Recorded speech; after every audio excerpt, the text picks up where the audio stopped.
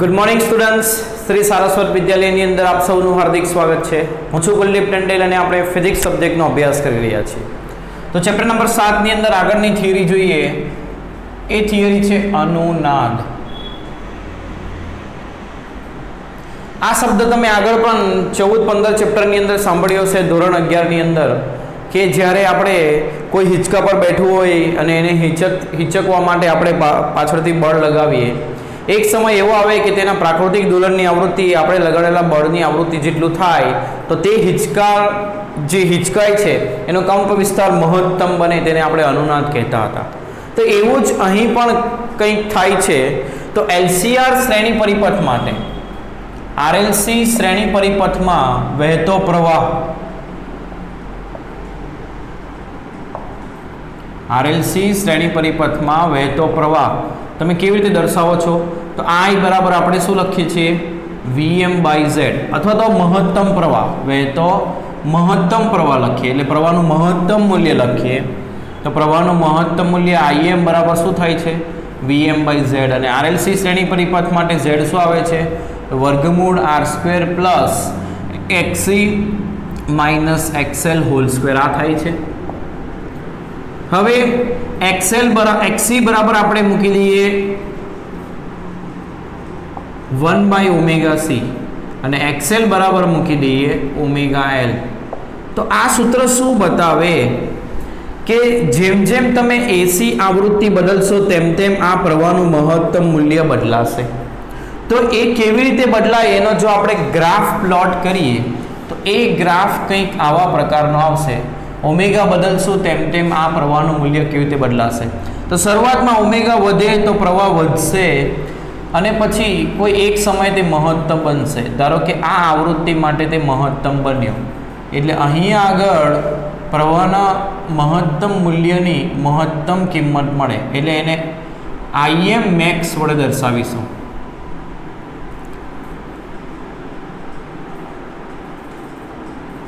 બરાબર?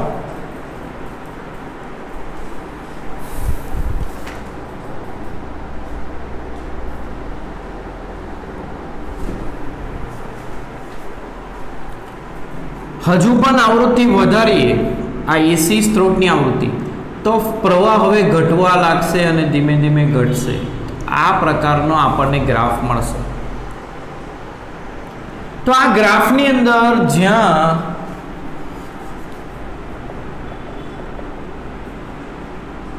प्रवाह ए महत्तम थाय त्यां एमां वपरातो परिपथमां सप्लाय थतो पावर ए पण महत्तम हशे, याद राखजो। बराबर? तो जे आवृत्ति माटे परिपथमां वहेतो प्रवाह महत्तम थाय जे एसी आवृत्ति माटे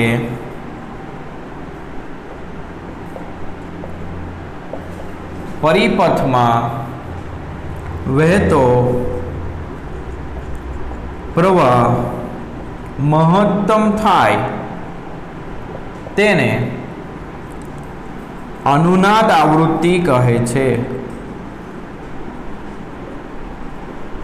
અને આ જે ઘટના છે પ્રવાહ મહત્તમ થવાની મહત્તમ પ્રવાહની કિંમત મહત્તમ થવાની જે ઘટના છે એને કહેવાય अनुनाद। કોને કયા પરિપથમાં? તો RLC શ્રેણી પરિપથમાં। હવે યાદ રાખજો આ બધા પરિપથ માટે આપણે નથી જોઈ રહ્યા, ફક્ત RLC શ્રેણી પરિપથ માટે જ જોઈ રહ્યા છીએ। તો જ્યારે अनुनाद થાય ત્યારે શું થાય એ વસ્તુ ખાસ ધ્યાનમાં રાખવી। જ્યારે अनुनाद थाय त्यारे प्रवाह तमारो केवो बने? महत्तम बने। आ महत्तम क्यारे थशे? तो समझो छेदनुं पद नानुं थवुं जोईए। तो नानामां नानुं केटलुं थई शके? आर नी किंमत तो न बदलाय पण आ किंमत तो बदलाई शके। ओमेगा बदलाशे એટલે આ બદલાશે। કોઈ એક સમયે ઓમેગા એવો હશે કે 1/ωc અને ωl એ સરખા થશે। आ सरखा थशे એટલે आ माइनस आ 0 थशे, आ 0 थशे એટલે आ पद निकली जशे એટલે ત્યારે छेद न्यूनतम थयो એટલે आ प्रवाह महत्तम मळशे। એટલે આવું થાય ત્યારે શું થશે? તો 1/ωc બરાબર ωl હશે એટલે કે એને તમે xc બરાબર xl લખી શકો। તો આપણે યાદ રાખશું જ્યારે પણ अनुनाद થાય, अनुनाद ક્યારે થાય? તો જ્યારે આવૃત્તિ આ બંને પદો સરખા થાય ત્યારે પ્રવાહ મહત્તમ હોય અને કેપેસિટિવ રિએક્ટન્સ અને ઇન્ડક્ટિવ રિએક્ટન્સની કિંમત સરખી થાય. તો કઈ આવૃત્તિ માટે આવું થશે તેને કહેવાય અનુનાદ આવૃત્તિ. એટલે ધારો કે એ આવૃત્તિ ઓમેગા 0 છે તો અનુનાદ આવૃત્તિ માટે 1 ઓમેગા સી બરાબર ઓમેગા એલ થાય. આના ઉપરથી 1 LC બરાબર ઓમેગા 0 સ્ક્વેર થયું. આના પરથી ઓમેગા સી બરાબર શું થયું? 1 વર્ગમૂળ LC. તો આ અનુનાદ આવૃત્તિનું સૂત્ર, અનુનાદ કોણીય આવૃત્તિ. એટલે જ્યારે એસી ઉદ્ગમની આવૃત્તિ આટલી તમે રાખશો ત્યારે આરએલસી પરિપથમાં વહેતો પ્રવાહ એ મહત્તમ મળશે. કેવો મળશે? મહત્તમ. તમે એસી પરિપથની સ્ત્રોતની આવૃત્તિ બદલશો એટલે પ્રવાહનું મૂલ્ય પણ બદલાશે, પરંતુ જ્યારે આવૃત્તિ આટલી હશે ત્યારે પ્રવાહ મહત્તમ મળશે. તે ઘટનાને કહેવાય અનુનાદ અને આ આવૃત્તિને કહેવાય અનુનાદ કોણીય આવૃત્તિ. તો સામાન્ય અનુનાદ આવૃત્તિ શોધવી હોય તો કેવી રીતે શોધશો? તો ઓમેગા બરાબર 2πf લખવાનું. એટલે અનુનાદ આવૃત્તિ f બરાબર 1/2π વર્ગમૂળ LC આવું થશે. ખ્યાલ આવ્યો? તો અનુનાદ આવૃત્તિ ને અનુનાદ કોણીય આવૃત્તિ. બીજી વસ્તુ શું થશે? તો ઇમ્પિડન્સ, પરિપથનો ઇમ્પિડન્સ Z બરાબર શું આવે RLC શ્રેણી પરિપથ માટે? R² + XC - XL. પરંતુ અનુનાદ વખતે XC બરાબર XL હોવાથી આ પદ 0 થશે એટલે એનો ઇમ્પિડન્સ કેટલો આવશે? વર્ગમૂળ R². વર્ગમૂળ R² એટલે R. એટલે અનુનાદ વખતે ઇમ્પિડન્સ ફક્ત R હશે. આ જે બોક્સ કર્યા છે અનુનાદ માટેના એ MCQ માં ઘણી વખત પૂછાય છે. તો આપણે યાદ રાખશું RLC શ્રેણી પરિપથમાં અનુનાદ ક્યારે થાય? જ્યારે સ્ત્રોતની આવૃત્તિ આટલી હોય. થાય ત્યારે શું થાય? તો XC બરાબર XL થાય અને ઇમ્પિડન્સ R જેટલો થાય. આ વસ્તુ યાદ રાખશું આપણે ખાસ, ખૂબ અગત્યનું. બરાબર. અને જો ઇમ્પિડન્સ ફક્ત R જેટલો હોય તો પ્રવાહ અને વોલ્ટેજ કળામાં સમાન થાય. એટલે જ્યારે અનુનાદ થાય ત્યારે આ આટલી વસ્તુઓ થશે. ખ્યાલ આવ્યો? તો અનુનાદ થાય ત્યારે શું થાય એ ખાસ પૂછાય છે. એટલે પરિપથનો ઇમ્પિડન્સ ફક્ત અવરોધ જેટલો હોય. બરાબર. અને એની અનુનાદ કોણીય આવૃત્તિ, અનુનાદ ક્યારે થાય? તો જ્યારે સ્ત્રોતની આવૃત્તિ આટલી રાખો ત્યારે. અને થાય ત્યારે કેપેસિટિવ રિએક્ટન્સ અને ઇન્ડક્ટિવ રિએક્ટન્સ બંને કેવા થાય? સરખા થાય. હવે કોઈ આ એક આવૃત્તિ એવી હશે કે જેના માટે આ જે પ્રવાહ છે એ મહત્તમના √2 ભાગનો થશે. મહત્તમ પ્રવાહના √2 ભાગનો થશે. અને એ સમયે પરિપથમાં સપ્લાય થતો પાવર એ અડધો થશે. હવે આવું ક્યાં ક્યાં થાય છે? જો એક અહીંયા થયું, બીજું આ આવૃત્તિ આગળ થયું. એટલે આ બે આવૃત્તિઓ એવી છે કે જ્યાં આગળ પાવર અડધો થાય છે અને પ્રવાહ એ 1/√2 ગણો થશે. મહત્તમના √2 ભાગનો થશે. બરાબર. તો અહીં તમે જુઓ, પાવરની દ્રષ્ટિએ જોઈએ તો અહીંયા પાવર અડધા કરતાં ઓછો છે. ધીમે ધીમે પાવર અડધો થયો એટલે અહીંયા પાવર અડધો થયો. હવે ઉપર પાવર અડધા કરતાં વધારે રહે છે અને અહીંયા પહોંચે ત્યારે ફરી પાછો પાવર અડધો થયો. એટલે આની નીચે પાવર અડધા કરતાં ઓછો થઈ જશે. તો પાવર અડધા કરતાં વધારે ક્યારે? અહીંથી અહીં, આ ગાળાની અંદર. આ ગાળાની અંદર એટલે આવૃત્તિના વિસ્તાર ω2 થી ω1 માં. તો એ જે વિસ્તાર છે અથવા તો એ જે આવૃત્તિનો ગેપ છે એને કહેવાય bandwidth delta omega. 2 delta omega આપણે દર્શાવશું એને, યાદ રાખજો, 2 ડેલ્ટા ઓમેગા. તો ω2 થી ω1 ના વિસ્તારમાં પાવર અડધાથી વધુ રહે છે. તો આ જે બેન આવૃત્તિનો વિસ્તાર છે અથવા તો આટલી જે આવૃત્તિની જગ્યા છે એને કેવી રીતે તારવી શકીએ? આટલાને અહીંયાથી અહીંયા ω1 ને અહીંયાથી અહીંયા ω2 એટલે ω1 - ω2 આવું કરીએ એને કહેવાય હાફ પાવર બેન્ડવિડ્થ. તો આ 2 ડેલ્ટા ઓમેગાને શું કહેવાય? Half power bandwidth. બરાબર.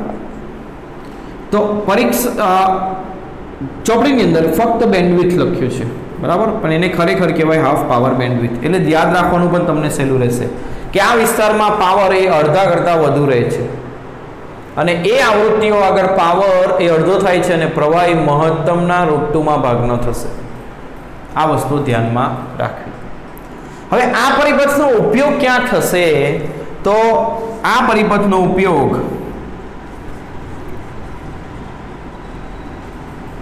અથવા તો અનુનાદ ઘટનાનો ઉપયોગ ટ્યુનિંગમાં થાય. ટ્યુનિંગ એટલે શું એ સમજાવું. તો ધારો કે તમારે ટીવીમાં કેબલનો વાયર છે, તમે ટીવીમાં 500 જેટલી ચેનલો જુઓ છો પણ વાયર એક જ છે, એક જ કેબલ આવે છે. અથવા તો તમે રેડિયો સાંભળો છો એન્ટેનાથી સિગ્નલ મેળવીને, તો બધા જ રેડિયો સ્ટેશનના સિગ્નલો તમારા રેડિયો પાસે આવે છે. તેમાંથી તમારે જે સાંભળવું હોય એ જ તમારે સિલેક્ટ કરવાનો છે. એને કહેવાય ટ્યુનિંગ. ઘણી બધી આવૃત્તિના સિગ્નલોમાંથી કોઈ એક આવૃત્તિને સિલેક્ટ કરવી એને કહેવાય ટ્યુનિંગ. એટલે આવું કેવી રીતે શક્ય બને? હવે જો ઘણા બધા રેડિયોના સિગ્નલો હવામાં આવતા હોય તો બધા મિક્સ થઈ જવા જોઈએ, પણ કેમ થતા નથી? તો એની અંદર શું કરવામાં આવે? તો કોઈ એક ચેનલને કહેવામાં આવે કે તમારા સિગ્નલની આવૃત્તિ 100 થી 200 જ હોવી જોઈએ. બીજી ચેનલને કહેવામાં આવે તમારી આવૃત્તિ 200 થી 300 જ હોવી જોઈએ. એટલે બધા સિગ્નલો આવશે તો સાથે, પણ બધાની આવૃત્તિ અલગ હોવાથી એને આપણે છૂટા પાડી શકીએ.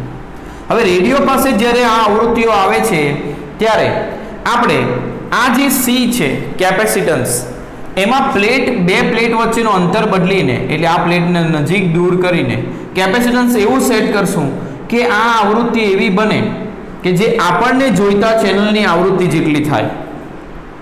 એટલે ધારો કે આપણે આ ચેનલના અવાજને સાંભળવો છે તો આપણો ω0 એ 150 થવો જોઈએ. તો શું થશે? એના સિગ્નલો જેટલી આવૃત્તિ આપણા સ્ત્રોતની આવૃત્તિ થશે તો અનુનાદની ઘટના થશે અને પરિપથમાં વહેતો પાવર આ આવૃત્તિ માટે મહત્તમ થશે. એટલે આ આવૃત્તિના સિગ્નલોનો અવાજ આપણે સાંભળી શકીશું. એટલે ઘણી બધી આવૃત્તિના સિગ્નલોમાંથી કોઈ એક પર્ટિક્યુલર આવૃત્તિનું સિગ્નલ સિલેક્ટ કરવાની પ્રક્રિયાને શું કહેવાય? ટ્યુનિંગ. અને આ અનુનાદની ઘટનાનો ઉપયોગ ટ્યુનિંગની અંદર થશે. હવે ટ્યુનિંગની અંદર શું થશે? તો આટલી આવૃત્તિનો વિસ્તારની આવૃત્તિઓનો સિગ્નલ એ સિલેક્ટ કરશે આ પરિપથ. એટલા માટે આ હાફ પાવર બેન્ડવિડ્થ જે આપણે ગણી એ આપણા માટે એટલા માટે અગત્યની છે કે આટલી વિસ્તારના સિગ્નલો એ સિલેક્ટ કરશે. હવે જેમ બને એમ આ જે હાફ પાવર બેન્ડવિડ્થ છે એ ઓછી હોવી જોઈએ. એનાથી શું થશે? આ પરિપથનો જે આ ગ્રાફ છે વધુ તીક્ષ્ણ થશે. તીક્ષ્ણ થવાથી શું થાય? તો ધારો કે ઘણા બધા સિગ્નલ આવે છે જેમાં અલગ અલગ ચેનલની આવૃત્તિઓ આ રીતે છે. અલગ અલગ ચેનલના સિગ્નલો, આ પહેલા ચેનલનું સિગ્નલ, આ બીજા ચેનલનું સિગ્નલ, આ ત્રીજાનું. હવે આપણા અનુનાદનો વક્ર જો આવો હોય, વધુ તીક્ષ્ણ ન હોય આ પ્રકારનો, તો શું થાય? એ આને પણ સિલેક્ટ કરશે અને આને પણ સિલેક્ટ કરશે. એટલે બે ચેનલના અવાજો મિક્સ થઈ જશે. તો આપણું જો અનુનાદનો વક્ર એ આવો હોય, વધુ તીક્ષ્ણ હોય, એટલે આ કિંમત ઓછી હોય, તો શું થાય? તો એ પર્ટિક્યુલર કોઈ એક જ ચેનલને સિલેક્ટ કરશે. એટલા માટે જે પરિપથ બને છે એના માટે આ જે અનુનાદ વક્ર મળે છે, આને કહેવાય અનુનાદ વક્ર, એની જે તીક્ષ્ણતા છે એ વધુ હોવી જોઈએ. અને તીક્ષ્ણતા વધુ હોવા માટે આ હાફ પાવર બેન્ડવિડ્થ એ ઓછી હોવી જોઈએ. તો હવે આ પરિપથ માટે, RLC શ્રેણી પરિપથ માટે અનુનાદ વક્રની તીક્ષ્ણતા શોધતા શીખીએ. શું શોધતા શીખીએ? અનુનાદ વક્રની તીક્ષ્ણતા. હવે MCQ માટે ખાસ યાદ રાખજો, અનુનાદ આ જેટલું પણ બોર્ડ પર લખ્યું છે ખૂબ જ અગત્યનું. અનુનાદ ક્યારે થાય? જ્યારે સ્ત્રોતની આવૃત્તિ આટલી હોય. થાય ત્યારે શું થાય? તો પ્રવાહ મહત્તમ થાય, XC = XL થાય અને ઇમ્પિડન્સ R જેટલો જ બને. બરાબર? આટલી કોણી આવૃત્તિ હશે ત્યારે આવું થશે અને આવૃત્તિ આટલી હોવી જોઈએ, સામાન્ય આવૃત્તિ. બરાબર? અને ω1 અને ω2 આગળ પ્રવાહ એ મહત્તમ કરતા √2 ભાગનો થશે અને ત્યાં પાવર અડધો થશે. આ વસ્તુ યાદ રાખવી. હવે આનો ઉપયોગ ક્યાં થાય? તો ટ્યુનિંગની અંદર. ટ્યુનિંગ માટે આ જે વક્ર મળ્યો આપણને એની તીક્ષ્ણતા વધુ હોવી જોઈએ, એટલે હાફ પાવર બેન્ડવિડ્થ ઓછી હોવી જોઈએ. તો RLC શ્રેણીપથ માટે અનુનાદની તીક્ષ્ણતા કેવી રીતે મપાય? અનુનાદની તીક્ષ્ણતા અથવા તો અનુનાદ વક્રની તીક્ષ્ણતા, શાર્પનેસ એવું કહેવાય, એ કેવી રીતે માપવી એ આપણે શીખીએ.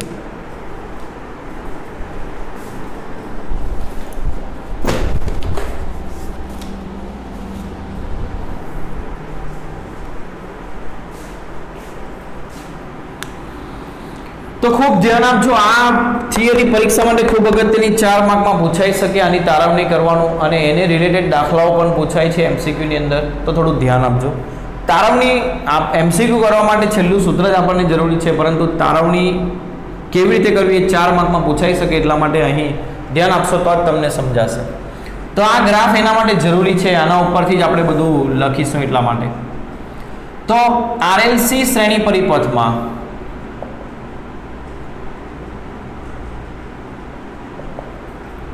વહેતો પ્રવાહ, આરએલસી એસી શ્રેણી પરિપથ એવું લખીએ, એટલે આપણે આરએલસી જોડીને એસી સ્ત્રોત સાથે લગાવે છે. એમાં વહેતો પ્રવાહ Im બરાબર આપણે લખીએ Vm ભાગ્યા વર્ગમૂળ r square plus 1/ωc minus ωL whole square. હવે આમાંથી માઇનસ કોમન કાઢો તો માઇનસનો વર્ગ પ્લસ જ થઈ જશે, એટલે તમે આને આવી રીતે લખી શકો r square plus ωL minus 1/ωc whole square. બરાબર, એનાથી કોઈ ફરક પડશે નહીં. હવે યાદ રાખજો 2 ડેલ્ટા ઓમેગા એટલે કે ω1 માઇનસ ω2 ને શું કહેવાય? બેન્ડવિડ્થ.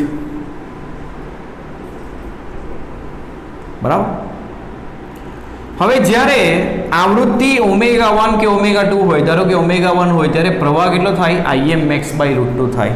એટલે જ્યારે ω બરાબર ω1 હોય ત્યારે પ્રવાહ આપણો કેટલો થાય? મહત્તમ ભાગ્યા √2.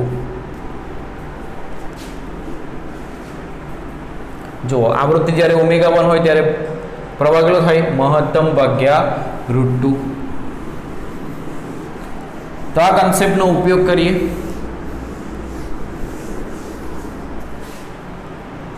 ધ્યાન આપતા રહીજો. તો ω બરાબર ω1 મૂકી દઉં તો પ્રવાહ કેટલો લખવો પડે? Im max/√2 બરાબર Vm ભાગ્યા વર્ગમૂળ r square plus ωL minus, હવે ઓમેગાની જગ્યા પર ω1 મૂકવાનું 1/ωc હોલ સ્ક્વેર. હવે મહત્તમ પ્રવાહ કેટલો આવે? પ્રવાહનું સૂત્ર શું આવે? Vm ભાગ્યા Z. હવે જ્યારે અનુનાદ થાય ત્યારે Z બરાબર R હોય, Z બરાબર R થાય અને પ્રવાહ આપણો કેવો થાય? મહત્તમ થાય. તો Z બરાબર જો R મૂકીએ એટલે Vm ભાગ્યા R મૂકીએ તો આ Im કેવું મળે? મહત્તમ. આ આપણું સમીકરણ નંબર 1. સમીકરણ 1 માં Im max ની કિંમત મૂકીએ.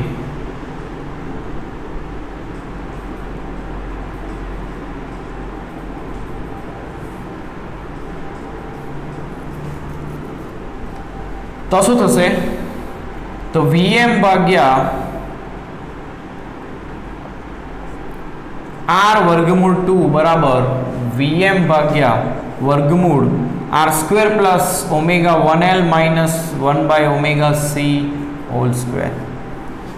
તો Vm કેન્સલ, આ પદને અહીં લાવીને આ પદને અહીં લઈ જઈને વર્ગ કરીએ તો આ વર્ગનું વર્ગમૂળનો વર્ગ કરશો તો આ પદ થઈ જશે, અને આનો વર્ગ કરશો તો r સ્ક્વેર ઇન્ટુ 2 થશે.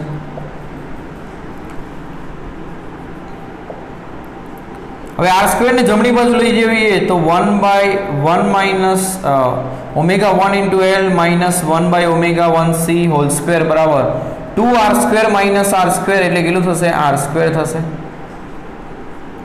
2r square minus r square શું થશે? r square. બંને બાજુ વર્ગમૂળ કાઢીએ તો ω1L માઇનસ 1/ωc બરાબર r થાય. હવે આપણો વક્ર ફરીથી યાદ કરો. આ પ્રકારનો આપણો વક્ર હતો જ્યાં ω0, આ ω2, આ ω1 અને આ પદ આપણું હતું 2 ડેલ્ટા ઓમેગા. તો આનું અડધું કેટલું થશે? ડેલ્ટા ઓમેગા થશે. तो આપણે ω1 બરાબર શું લખી શકીએ? તો ω1 બરાબર લખાય ω0 વત્તા ડેલ્ટા ઓમેગા, અને ω2 બરાબર શું લખાય? ω0 માઇનસ ડેલ્ટા ઓમેગા. આ રીતે લખાય. તો સમીકરણ 2 ની અંદર ω1 ની કિંમત મૂકીએ.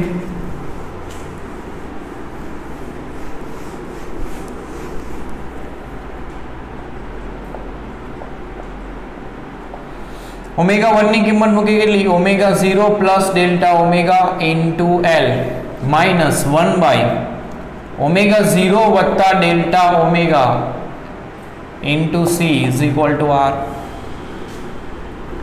હવે ω0 બરાબર 1 બાય રૂટ LC થાય, તો આના પરથી ω0 સ્ક્વેર બરાબર 1 બાય LC થશે. તો આના પરથી C બરાબર 1 બાય ω0 સ્ક્વેર L થાય.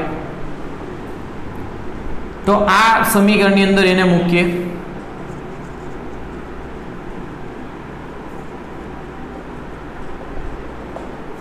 તો ω0 plus delta omega into L minus 1 by ω0 plus delta omega અને C ની જગ્યા પર મૂકીએ 1 ડિવાઇડ બાય ω0 સ્ક્વેર L. તો એ ઉપર જશે.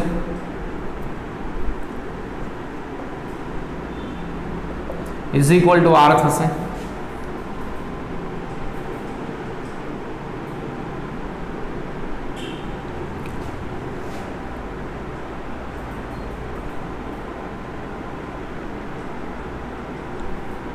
હવે આ પદમાંથી ડેલ્ટા ઓમેગાને બહાર કાઢીએ તો ડેલ્ટા ઓમેગા બરાબર શું થશે? અથવા તો ω0 ને બહાર કાઢીએ તો ω0 1 plus delta omega by ω0 into L થશે, માઇનસ આમાંથી પણ ω0 ને બહાર કાઢો તો ω0 1 પ્લસ ડેલ્ટા ઓમેગા બાય ω0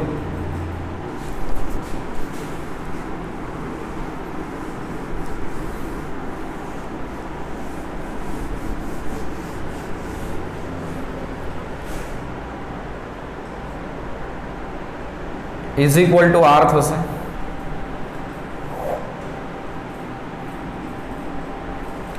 ઉપર નીચે એક ω0 cancel, ω0 1 plus delta omega divide by ω0 into L minus ω0 L divide by 1 plus delta omega by. હવે આ જે પદ છે છેદમાં, એ પદને અંશમાં લઈ જઈએ તો ઘાત -1 થશે.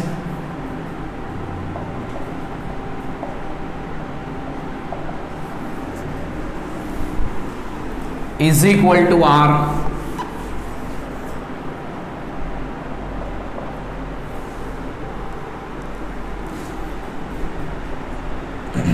હવે ડેલ્ટા ઓમેગા બાય ω0 ની કિંમત 1 કરતા નાની હોવાથી 1 પ્લસ ડેલ્ટા ઓમેગા બાય ω0 નો -1 ઘાત બરાબર 1 માઇનસ ડેલ્ટા ઓમેગા બાય ω0 થાય. કેવી રીતે? તો 1 પ્લસ x પાવર -n બરાબર 1 માઇનસ nx થાય. ક્યારે? જ્યારે x ની કિંમત 1 કરતા બહુ નાની હોય ત્યારે. એ વસ્તુનો ઉપયોગ કરીએ અહીંયા. તો 1 માઇનસ n એટલે 1 ઇન્ટુ એક્સ. આવું ક્યારે લખાય? જ્યારે આ કિંમત નાની હોય. એટલે અહીંયા આ કિંમત નાની જશે, તેથી 1 પ્લસ એક્સ પાવર -n ને 1 માઇનસ nx લખ્યું, એટલે આવું લખાયું.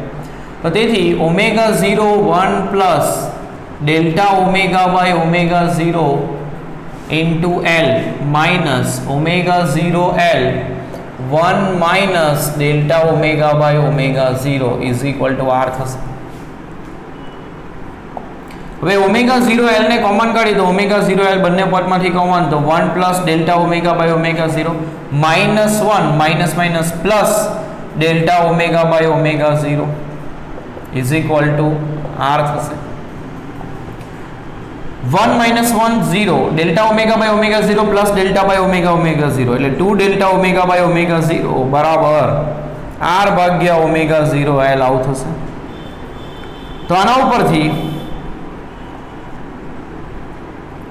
2 2 delta omega by omega 0 is equal to R omega 0 ની જગ્યા પર મૂકીએ વર્ગમૂળ LC ઇન્ટુ L, એટલે અહીંયા વર્ગમૂળ L રહી જશે ને અહીંયા વર્ગમૂળ C, જે વર્ગમૂળ C રહી ગયો તેને ઉપર લઈ જઈએ તો R ઇન્ટુ વર્ગમૂળ C ભાગ્યા વર્ગમૂળ L, આ વર્ગમૂળ L છે, આ L છે એટલે એક વર્ગમૂળ L રહી ગયું, આ વર્ગમૂળ C ને ઉપર લઈ જઈએ એટલે વર્ગમૂળ C, તો આના પરથી 2 ડેલ્ટા ઓમેગા બાય ઓમેગા 0 બરાબર R વર્ગમૂળ C બાય L આવું થશે, R વર્ગમૂળ C બાય L। તો આના ઉપરથી બંને બાજુ વ્યસ્ત લઈએ તો ઓમેગા 0 બાય 2 ડેલ્ટા ઓમેગા બરાબર 1 બાય R વર્ગમૂળ L બાય C થાય, આપણું સમીકરણ નંબર 4। હવે આપણો જે વક્ર હતો એ કંઈક આ પ્રકારનો હતો, તો આ વક્રની તીક્ષ્ણતાને તમે કેવી રીતે લખી શકો, તો આ જે બેન્ડવિડ્થ છે એ જેટલી નાની એટલી તીક્ષ્ણતા વધારે, એટલે તીક્ષ્ણતાના સૂત્રમાં બેન્ડવિડ્થ નીચે આવશે એટલે આ બેન્ડવિડ્થ નીચે આવી, તો આ ઓમેગા 0 બાય ઓમેગા છે એને જ કહેવાય અનુનાદ વક્રની તીક્ષ્ણતા, એટલે અનુનાદની તીક્ષ્ણતા એને તમે ક્વોલિટી ફેક્ટર અથવા તો ક્યુ ફેક્ટર પણ કહી શકો, ક્વોલિટી ફેક્ટર એવું કહેવાય, એટલે એને ક્યુ દર્શાવાય, એ કેટલું આવે તો ઓમેગા 0 બાય 2 ડેલ્ટા ઓમેગા આવે, એનું સૂત્ર આવે, એટલે તમને હાફ પાવર બેન્ડવિડ્થ અને અનુનાદ વક્ર અનુનાદ આવૃત્તિ ખબર હોય તો તમે આ સૂત્રથી તીક્ષ્ણતા શોધી શકો, અથવા તો આના બરાબર RLC શ્રેણી પરિપથ માટે શું આવ્યું 1/√L/C, એટલે આ સૂત્રથી સરળતાથી તમે શોધી શકો, કોના માટે તો RLC શ્રેણી પરિપથ માટે, શું ક્વોલિટી ફેક્ટર અથવા તો શું કહેવાય અનુનાદની તીક્ષ્ણતા। સમજાયું? કેટલી ગુણવત્તા સારી છે અથવા તો ગુજરાતીમાં એને ગુણવત્તા અંક આવું પણ કહી શકો, જેટલી તીક્ષ્ણતા વધારે એટલી સારી એ સર્કિટ કહેવાય, એટલે સરળતા એનું ટ્યુનિંગ એટલું સારું થાય, અથવા તો બુકની અંદર આ સૂત્ર આપ્યું છે, આને ક્વોલિટી ફેક્ટર તરીકે દર્શાવ્યું છે R બાય ઓમેગા 0 L, પણ સરળતાથી યાદ રાખવા માટે આ સૂત્ર વધુ સારું છે, ખ્યાલ આવ્યો?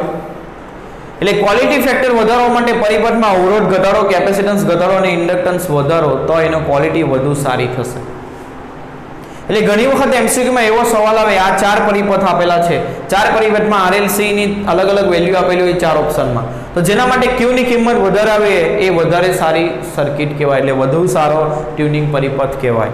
તો ક્વોલિટી ફેક્ટર શોધવું તમે આનાથી શોધી શકો અથવા આનાથી, આ એક અચળાંક છે એટલે આ પરિમાણ રહિત આવે, એટલે આનું કોઈ પરિમાણ આવશે નહીં, યાદ રાખજો। આવૃત્તિ ભાગ્યા આવૃત્તિનો તફાવત એટલે રેડિયન પ્રતિ સેકન્ડ ભાગ્યા રેડિયન પ્રતિ સેકન્ડ એટલે પરિમાણ રહિત, એટલે Q પરિમાણ રહિત છે, આ પણ યાદ રાખજો। એટલે આ ગુણવત્તા અંક કહેવાય, આનાથી ક્વોલિટી કેટલી સારી સર્કિટની એ તમે તપાસી શકો, અને RLC શ્રેણી પરિપથ માટે એનું સૂત્ર થાય આ R બાય ઓમેગા 0 L, અથવા તો આ વધારે બેટર છે 1/R√LC વર્ગમૂળ L ભાગ્યા C, આ સૂત્રથી તમે આપેલ RLC શ્રેણી પરિપથની ગુણવત્તા તપાસી શકો। એટલે તમારી પાસે RLC ના મૂલ્ય હોય તો આનાથી તપાસવાનું, ક્યાં તો અનુનાદ આવૃત્તિ અને બેન્ડવિડ્થ ખબર હોય તો આનાથી તપાસવાનું, બરાબર? એટલે આ પરિપથની ગુણવત્તા કેટલી સારી, એ ટ્યુનિંગ કેટલું સારું કરી શકે એ બતાવે છે, એટલે એને કહેવાય ક્વોલિટી ફેક્ટર અથવા ગુણવત્તા અંક અથવા તો અનુનાદની તીક્ષ્ણતા। આ ક્વોલિટી આ તીક્ષ્ણતા આપણને શું બતાવે તો ટ્યુનિંગથી આવૃત્તિનું સિગ્નલ પસંદ કરવાની ક્ષમતા, એટલે કે એને ઇંગ્લિશમાં સિલેક્ટિવિટી પણ કહેવાય, યાદ રાખજો, ઘણી વખત આ શબ્દ પણ વપરાય, એ શું છે ક્વોલિટી ફેક્ટર જ છે, યાદ રાખજો, એને સિલેક્ટિવિટી પણ કહેવાય, કે આપેલ પર્ટિક્યુલર આવૃત્તિનું સિગ્નલ પસંદ કરવાની ક્ષમતા, બરાબર? સિગ્નલ અથવા તો આવૃત્તિ, જે તે આવૃત્તિનું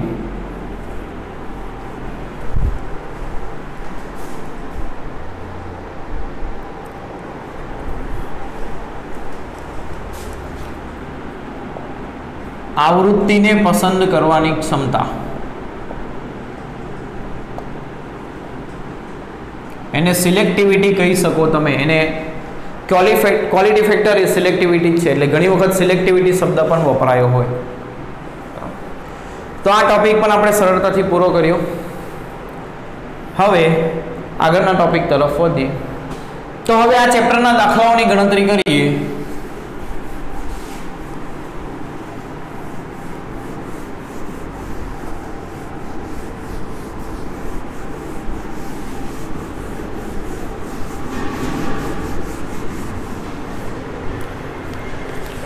તો ઉદાહરણ દાખલા નંબર 7.1 જોઈએ.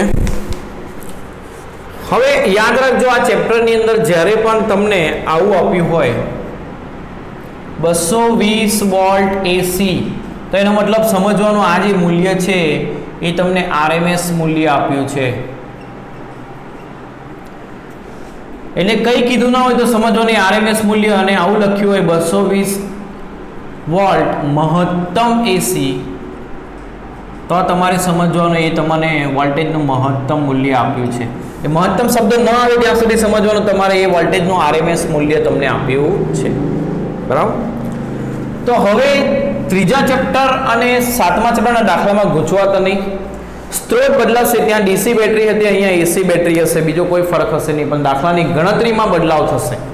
તો થોડું ધ્યાન આપજો. 220 વોલ્ટ સપ્લાય માટે એટલે આરએમએસ મૂલ્ય કેટલું આપ્યું છે? ઉદાહરણ નંબર 7.1 આરએમએસ મૂલ્ય વોલ્ટેજનું આપ્યું છે. કેટલું? આરએમએસ મૂલ્યને કેપિટલ વી વડે બુકની અંદર દર્શાવવામાં આવે છે, આપણે વીઆરએમએસ લખીશું. સપ્લાય માટે એક વિદ્યુત બલ્બ આટલું પાવર રેટિંગ એટલે એમાં આટલો પાવર હશે, 100 વોટ વપરાશે. બલ્બનો અવરોધ, પહેલું બલ્બનો અવરોધ આર શોધવાનું છે. તો પાવર પી બરાબર શું થાય? v²/r થાય. તો આર બરાબર શું થશે? v²/p. અને આ વી કયું લેવાનું? તો આરએમએસ મૂલ્ય. તો વીઆરએમએસ સ્ક્વેર એટલે 220 નો વર્ગ ભાગ્યા પાવર 100 એટલે 22 ગુણ્યા 22 થશે. 220 ગુણ્યા 220 લખો, 0 0 કેન્સલ. તો 2 દુ 4 8 484 ઓહમ એનો અવરોધ આવશે. સિમ્પલ. બી સ્ત્રોત વોલ્ટેજનું મહત્તમ મૂલ્ય. તો મહત્તમ મૂલ્ય કેટલું થાય? તો VRMS/√2. VRMS બરાબર VM/√2 થાય. આ સૂત્ર આપણી પાસે છે. તો આના પરથી મહત્તમ મૂલ્ય VM કેટલું થશે? √2 × VRMS એટલે 1.41 × 220. તો આને કેલ્ક્યુલેટરની અંદર સોલ્વ કરીએ.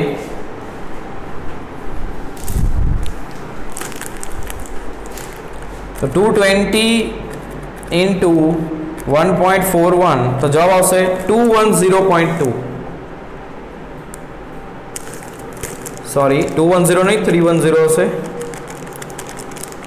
310.2 આટલા વોલ્ટ એ મહત્તમ વોલ્ટેજ.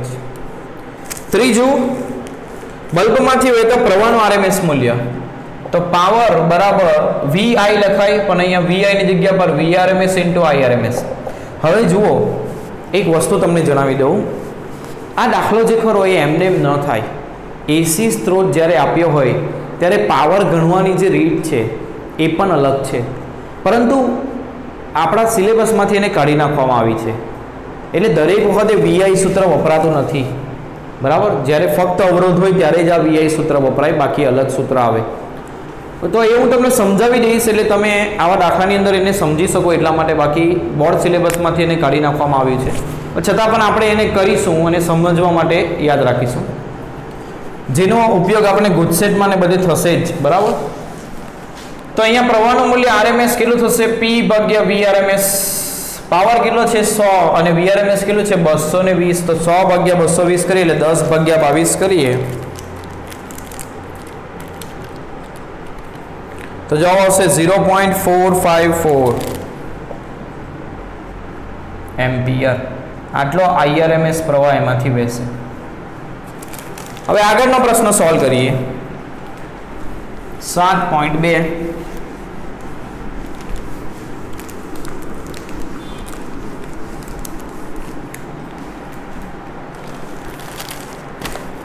તો 7.2 માં શું આપ્યું છે?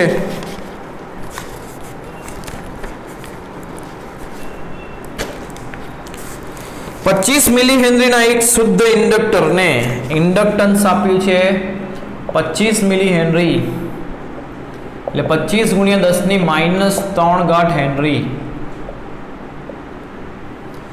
આ ઇન્ડક્ટરને 220 વોલ્ટના સ્ત્રોત સાથે જોડેલ છે એટલે આ એસી સ્ત્રોત છે એટલે આરએમએસ. અહીંયા એસી લખવાનું ભૂલી ગયા છે, લખવું ખૂબ જ જરૂરી છે, નહીં તો ડીસી કહેવાશે. જો સ્ત્રોતની આવૃત્તિ આપેલી એટલે એસી કહેવાય. એટલે આવૃત્તિ એફ કેટલી આપેલી છે? 50 હર્ટ્ઝ. હર્ટ્ઝમાં એટલે એફ આપેલું રેડિયન પ્રતિ સેકન્ડ હોય તો ઓમેગા. તો ઇન્ડક્ટિવ રિએક્ટન્સ એટલે એક્સએલ કેટલું અને પરિપથનો આરએમએસ પ્રવાહ આઈઆરએમએસ કેટલું. બરાબર. એટલે પરિપથમાં એસી સ્ત્રોત સાથે ફક્ત ઇન્ડક્ટર જોડેલું છે. આવું છે. તો કે ઇન્ડક્ટિવ રિએક્ટન્સ શું આવે? ઓમેગા એલ, અને ઓમેગા બરાબર શું થાય? 2πf into L, 2 into 3.14 into 50 into inductance 25 ગુણ્યા 10⁻³ તો આ કેટલું થશે? ગણતરી કરીએ. 2 ગુણ્યા 3.14 ગુણ્યા 50 ગુણ્યા 25 7850 ઇન્ટુ 10⁻³ એટલે 7.85 ઓમ આટલું ઇન્ડક્ટિવ રિએક્ટન્સ થશે. પછી પરિપથનો આરએમએસ પ્રવાહ. તો આરએમએસ પ્રવાહ I બરાબર શું થાય? V/R. જ્યારે આરએમએસ લખતા હોય ત્યારે V પણ VRMS લખવાનું અને R ની જગ્યા પર એસી પરિપથમાં ઇમ્પિડન્સ લખવાનું. અને ફક્ત ઇન્ડક્ટર જોડાયેલું હોય ત્યારે ઇમ્પિડન્સ કેટલો આવે? JXL. અને એનું મૂલ્ય લખો. આ સ્મોલ z આપણે JXL લખીએ અને કેપિટલ Z એનું મૂલ્ય લખો તો ફક્ત શું થાય? XL થાય. બરાબર, યાદ હોય તમને તો. તો ઇમ્પિડન્સ શું આવશે? XL એટલે VRMS ભાગ્યા XL જ થશે. VRMS 220 ભાગ્યા XL 7.85. તો 220 ભાગ્યા 7.85 જવાબ થશે 28.0 સમથિંગ એટલે 28 એમ્પિયર આટલું IRMS મળશે. ચાલો આગળની ગણતરી કરીએ. 7.3 સિમ્પલ દાખલાઓ છે અહીંયા આગળ, ખૂબ જ